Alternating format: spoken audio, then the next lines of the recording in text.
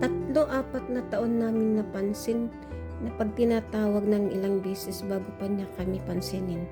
Tapos walang eye contact 'pag kakausapin siya, hindi rin nagsasalita.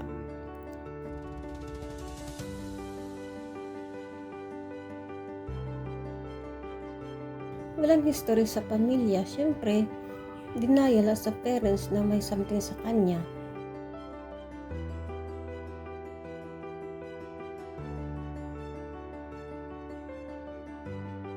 Nag-research din ako kung anong cause na, kung ano pwedeng gawin, kaya as early ay pinatherapy ko kaagad.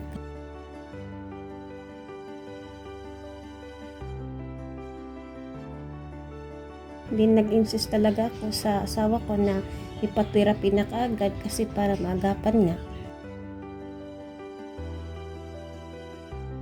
Medyo mahirap lang sa schedule ng anak ko kasi may days na sabay ang pasok na sa regular school at therapy niya.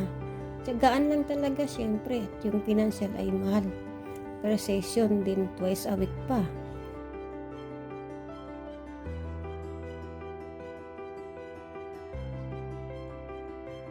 Masaya kami ngayon kasi malaki ang naging progress niya.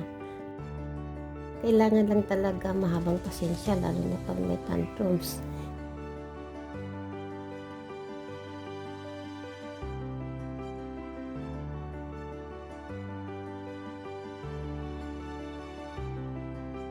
Bilang magulang, gagawin mo ang lahat para sa anak mo dahil mahal mo siya at gusto mong mapabuti ang buhay niya.